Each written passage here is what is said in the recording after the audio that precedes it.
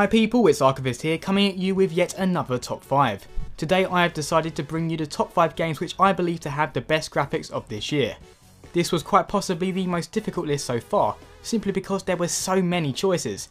It was painful leaving certain candidates off the list, but the competition was so strong. Although having amazing graphics doesn't automatically make a game great, it certainly helps. Number 5. Killzone Shadowfall is a perfect example of what people expect from a next-gen launch title. Sure, the gameplay isn't revolutionary, nor is the storytelling particularly enthralling, however it does a great job of showing what the PlayStation 4 is capable of. Another awesome touch Guerrilla made was making this entry into the Killzone franchise more colourful. While Killzones 2 and 3 look great from a technical point of view, the dark colour tones did get a bit repetitive after a while. Luckily Guerrilla decided that Shadowfall would change this. Unlike its predecessor, Killzone Shadowfall runs in glorious full 1080p on a home console, which is pretty impressive considering the amount of detail there is on screen. These extra pixels are put to good use in showing higher resolution textures and more detail in general. Number 4.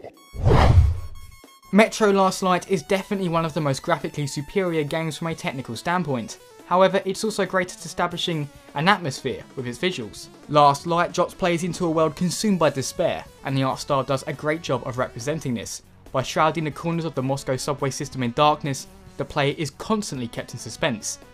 When it comes to shadows, textures, lighting, and other typical graphical qualities, Metro Last Light is near perfect.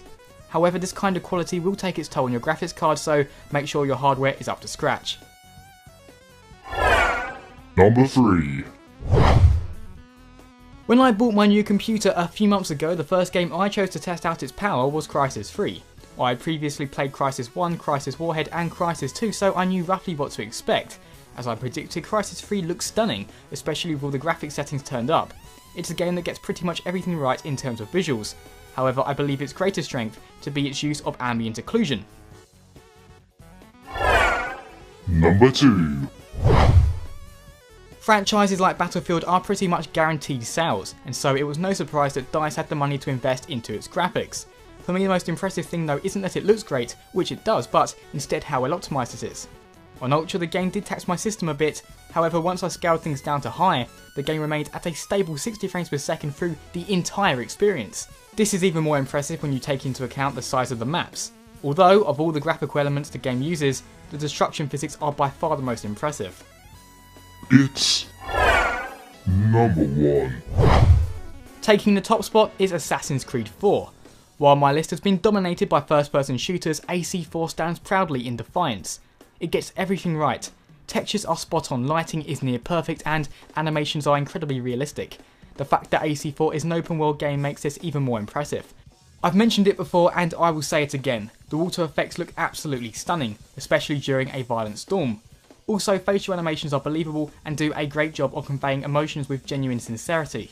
It's a masterclass in visual fidelity, a marvel of technical achievement. Black Flag is quite possibly the best looking game ever made. Those were the top 5 games that I thought had the best graphics of 2013.